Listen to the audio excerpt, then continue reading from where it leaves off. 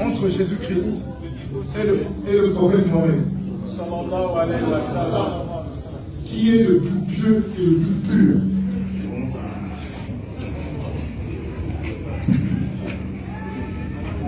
Alhamdulillah, salatu wassalam ala rasulillah, wa li shar'i sadri wa sirri amri wa hlul uqdatan min lisani yafqahu qawli. Alors, c'est notre compréhension. Je suis très heureux de retrouver le frère Salomon qui a voulu coûte que coûte prendre sa revanche parce que le premier passage a été catastrophique, malheureusement. Alors, il veut s'essayer avec le questionnaire qui sert un peu à sa connaissance. Elle commence par la question de savoir entre Mohammed et Jésus, Père de celui qui est le plus pieux. Pour nous, en tant que musulmans, dans la Sourate 5, le verset 83-84, nous ne faisons aucune différence entre les prophètes et nous savons que tous, dans la dimension épicière à leur placement devant Allah, ils sont tous pieux. Donc, il n'y a pas un qui est plus pieux que l'autre en islam. Ils ont tous cette piété derrière, c'est pourquoi Allah les a envoyés en tant que prophètes. Donc voilà ce que l'on peut dire concernant cette question. Parce qu'il y aura des questions qui n'ont pas duré dans la réponse. Voilà. Donc nous en islam, on a notre compréhension de la piété qui est différente de la position chrétienne. Donc je réitère encore, chez nous, tous les prophètes sont sur le même pied d'égalité. Ils sont tous des vertueux, des pieux que Dieu a choisis parmi les hommes pour envoyer vers les hommes afin de leur faire le rappel de sa parole. Voilà ce qu'il faut faire, Inch'Allah. Merci. Merci. Il y a le deuxième micro qui est lancé.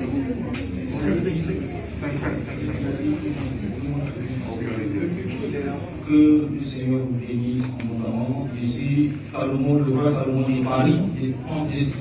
Je sais que vous me connaissez déjà. Pour le plaisir pour être parmi vous. Notre but initial qui est le but pour lequel nous sommes sur la terre et après la mort, on va aller.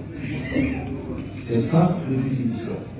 Et pour qu'un prophète soit un sauveur, il faut remplir des conditions.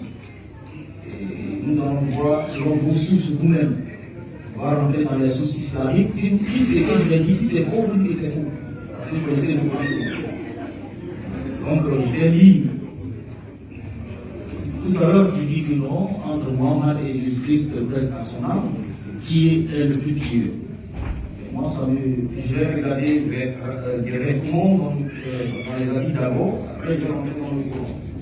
Même quand on prend sur la 48, le verset 2, Dieu dit que Allah dit à l'égard de Mohammed que Dieu te pardonne tes péchés. S'il a fait les guerres. Mais à l'égard de Jésus-Christ, sur la 19, verset 19, Jésus est pur sans tâche. Et c'est celui qui peut sauver, c'est celui qui peut enlever dans le. Quelqu'un qui est dans le péché, c'est celui qui est pur qui peut enlever quelqu'un dans le péché. Mais si tu n'es pas pur, comment tu peux, comme tu es pécheur, comment vous voyez? Donc, je vais rentrer un peu dans les sources. La fois passée, on avait eu à changer, merci le Seigneur d'être avec nous ici, et puis c'est un peu bien le cas des gens. Je vais lire. Mohammed, bon, je le respecte pour lui, même s'il est mal prononcé. Il a été possédé par un démon, il n'est pas depuis Isaac 106, vous pouvez lire ça, ça ce sont les ressources pour vous-même, vous pouvez chercher parce qu'il a été possédé. Il avait des pensées, il avait des répétitions des absurdes, des impressions parachutes. C'est-à-dire qu'il avait des troubles mentaux de l'université. C'est ce que j'avais dit ici. Vous comprenez, quand quelqu'un a des troubles mentaux de l'université, il peut faire ce qu'il n'est pas bon passer, il le fait sans qu'il s'en rende compte. C'est pourquoi j'ai dit ça. Le s'il était au texte, il m'en suit. Mais j'ai dit ce qui est écrit. Bon, que l'appel de Jésus, il a tenté de se suicider à plusieurs reprises pour les savants qui sont ici, le savent très bien. Voilà. Quelqu'un qui sait boucailler 6982. Vous pouvez vérifier cela s'il n'a pas tenté de se suicider lui-même. Vous me comprenez. Il disait qu'il était possédé par les démons. Parce que quand nous prenons ici, Ibn Isaac 1165, vous pouvez lire ça pour voir si ce que j'ai dit est vrai.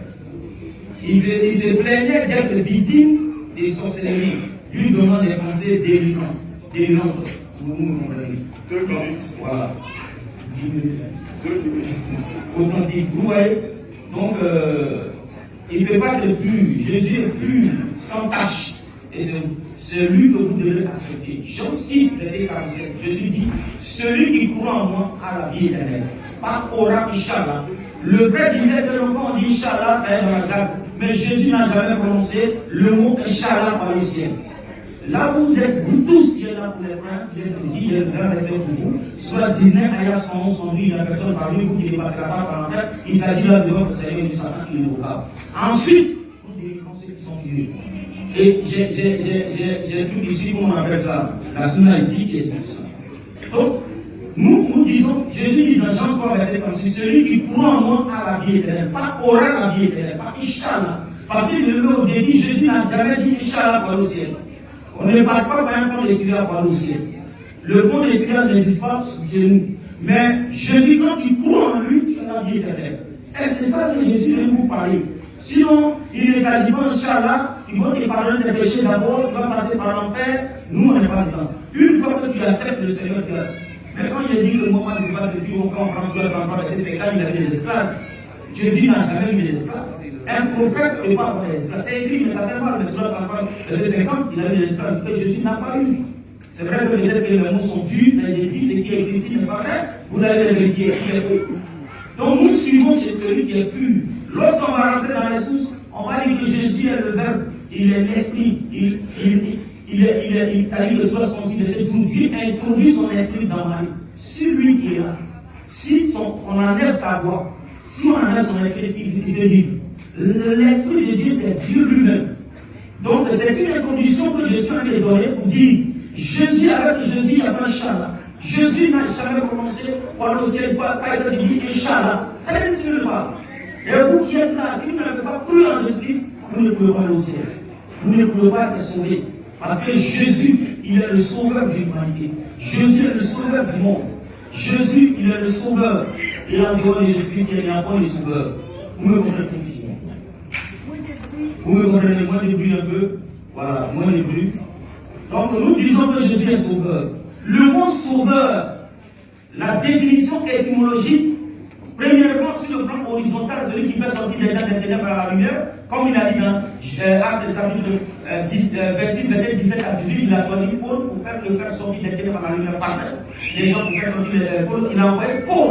Mais l'apostolat même de Paul est reconnu par Allah. Après, je le dirai. Donc, faire sortir les gens des ténèbres à la lumière. Maintenant, sur le plan vertical, être sauveur, c'est celui qui participe au salut. Quant en miséricorde, c'est celui qui prend pitié de quelqu'un pour ne pas qu'on le mette en prison. C'est contraire. Tu ne pourras pas, dans la bouche de Jésus-Christ, où on dit, il se peut que vous soyez sauvés. Jean 14, verset 1 à 6. Que votre cœur ne se trouve point, il y a plusieurs demeures dans la maison de Dieu. Si cela n'est pas possible, je vous le dis, je vous prépare une place, je vais montrer la légende, je prends. Là où je suis, vous y soyez. 1, au verset 6. Je suis le chemin, la vérité et la vie. Il n'y a pas deux vérités, il y a une seule vérité, c'est Jésus-Christ. Quand Dieu dit, dans ce 19 à 19, il est pur sans tache. Et quand on prend sur le verset 111, où on dit, tuer ou se faire tuer. Voilà ce qui fait que nous ne pouvons pas manipuler les musulmans. Parce qu'il faut tuer et se faire tuer. C'est écrit clairement. Et le Dieu que vous adorez, il a dit que le Coran que vous lisez qui est ici dans Sourate 69, verset 40, 41, 42, 43. Premièrement, c'est la parole d'un messager. Et encore il dit, il est dans le nom de messager du Seigneur de l'univers. C'est écrit sur la 43. Seigneur de l'univers dans cette forme d'étymologie est dédié à Jésus-Christ. Deutéronome chapitre 10, verset 17, il est le Seigneur des Seigneurs. Et encore Apocalypse 17, verset 14, Jésus est le Seigneur des Seigneurs, le Roi des Rois. Vous comprenez, c'est écrit bibliquement. Et nous disons que celui qui accepte le Seigneur a la vie éternelle. Nulle part. Nous avons vu dans Sourate 11, verset 7, on dit que le trône de Dieu, Allah, se trouve sur l'eau. Pour faire la terre, il se trouve sur l'eau. Et je demande à mon frère Islam qui est là, Sourate 2, verset 256, Sourate 9, verset 29, on est nul contraire dans les religions. Si parmi vous, une personne quitte l'islam, il va se faire tuer, on va le tuer. Sourate 4, verset 89, ou que vous le trouvez tuer. Dans le christianisme, ça n'existe pas. C'est écrit. Nous, prophète, Sourate 9, Sourate 5, verset 51, ne prenez point allié avec les chrétiens. C'est écrit, ne prenez point allié aux musulmans. C'est écrit sur 5, verset 51. Voilà, on peut lire ça. Sur le verset 29, on dit combattez ceux qui ne croient pas à Allah. Moi, je ne crois pas à Allah. Donc, quand on dit combattez, c'est Dieu. Même Allah, il a fait la guerre, il a les soucis islamiques ici. Donc, nous disons, nous vous présentons Jésus, lumière du monde. Oui, Jésus, sauveur du monde. Et celui qui croit en ce Jésus a la vie éternelle. Nulle part il y a des saluts.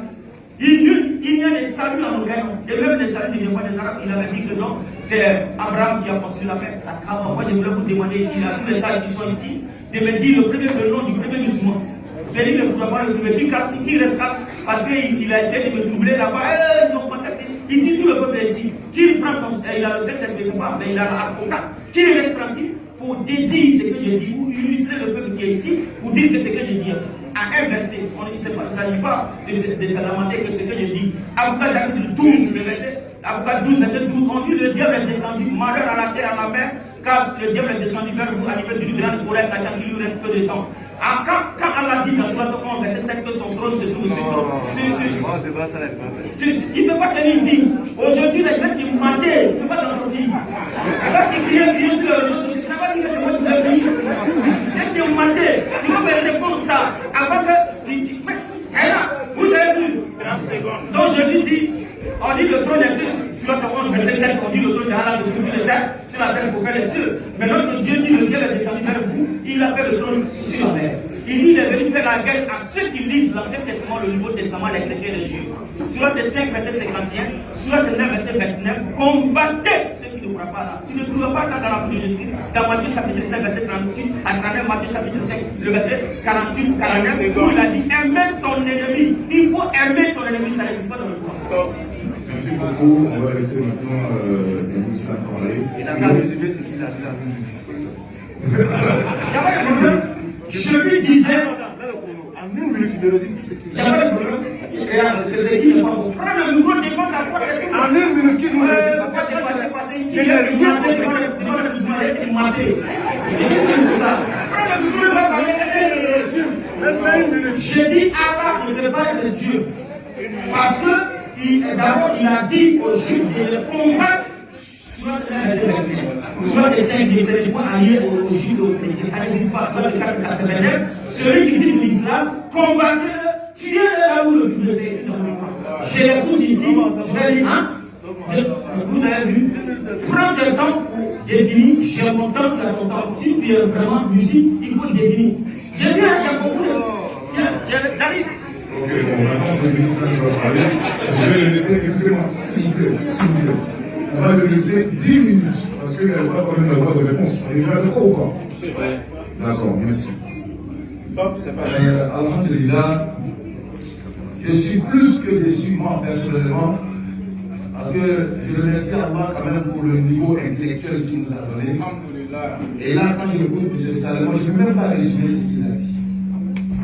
Parce que là, on n'a pas de stylo, même plutôt on va noter. Il a sauté dans tous les sens. Je ne sais même pas par où on commence.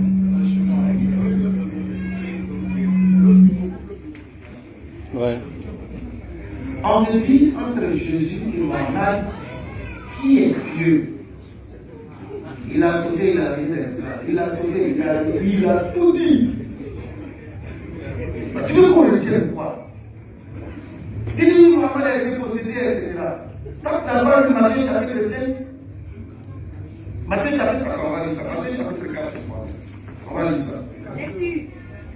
Lecture. Lino, tu vas me faire de la salle.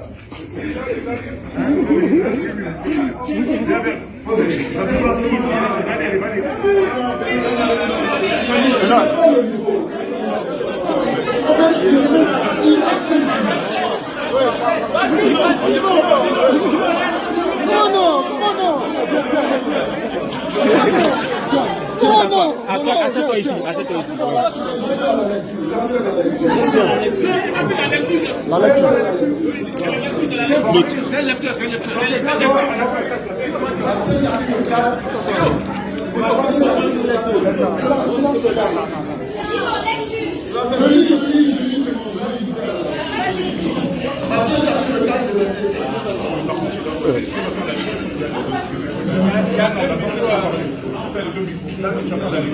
Et quand il va parler, tu interviens.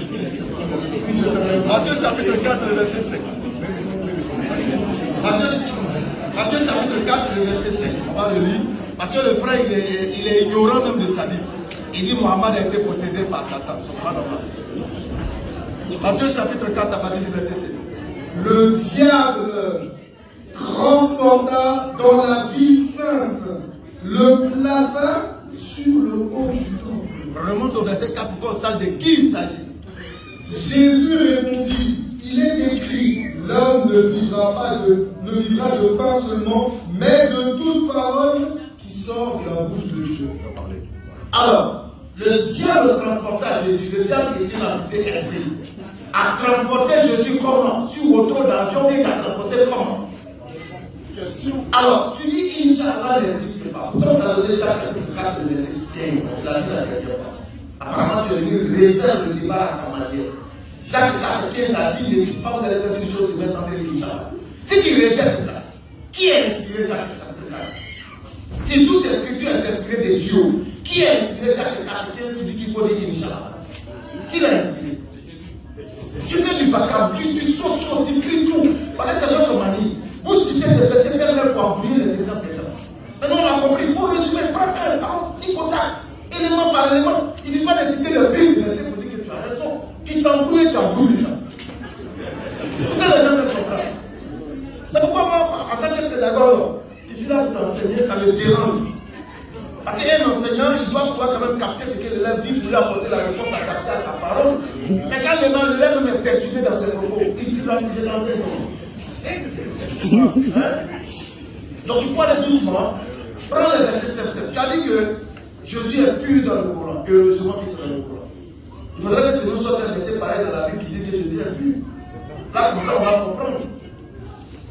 Alors, nous allons prendre ici, dans la sourate 24, je crois bien, tu vas avoir le verset, voilà. Dans la sourate 18, le verset 81. Il y a eu l'histoire de Moïse avec son maître. Et il y a eu un enfant qui a été éliminé.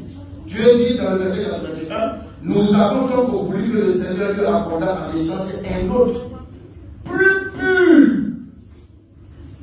Alors pour toi, déjà le seul pur dans le Coran, voilà un enfant qui sera donné, qui sera plus pur que Jésus. Mais quel est le sens de cette pureté? Jean-Baptiste est dans la même portion. Jean-Baptiste est dans le même chapitre de 19 que j'utilise ça. Jean-Baptiste sera pieux, pur. Tu comprends ça comment? Le Coran n'est pas la Bible. On vous a donné le spirituel pour comprendre. Tu as cité plein de trucs. On ne sait même pas par où t'attraper. Tu parles de Satan qui est sous l'eau. Quand tu connais la nature de Satan, alors on va nous sortir dans la Bible la nature de Satan. Est-ce qu'il est un ange? Est-ce que c'est un serpent? Est-ce que c'est un mouton? Sors-nous sa nature. Moi, je n'ai pas pris des stylos pour noter tout ce que tu as dit. On te pose une question précise, tu réponds précis, et pour l'avance, étape par étape. Parce que là aussi, modérateur, quand il a embrouillé pour l'internet, pour qu'on puisse comprendre, les gens veulent comprendre. Il ne peut même pas résumer tout ce qu'il a dit en une minute. C'est moi qui vais comprendre ce qu'il a dit. Non, c'est eux. Vas-y, là-dessus.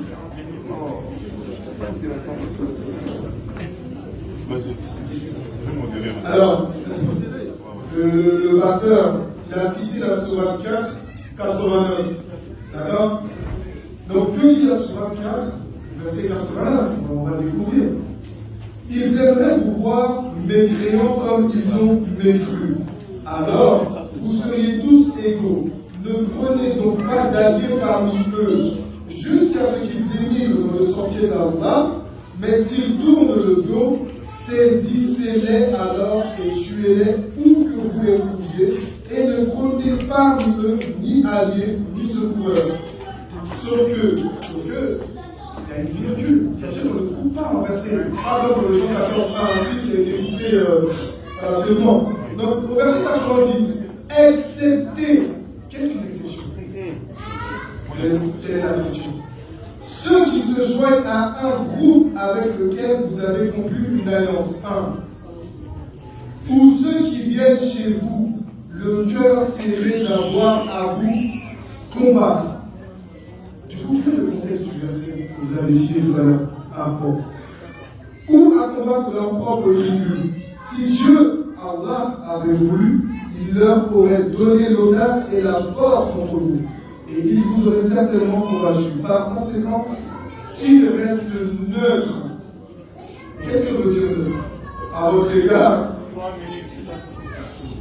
Allah ne vous offre point de foi contre eux. Bon. Ok. Modérateur des grâces, il faut que tu modères qu'il arrête de tout et n'importe quoi. Soyons précis, concis. Conseil de grâce, il faut modérer. Il ne faut plus pas solutionner comme ça. À partir de maintenant, je vais être un peu plus sévère sur chaque discours et chaque personne. Si la personne ne répond pas au bien voulu, je le couperai dans son action. D'accord? D'accord. On passe à la deuxième question. On coupe et on revient. Moi, je pense que ça va suffire.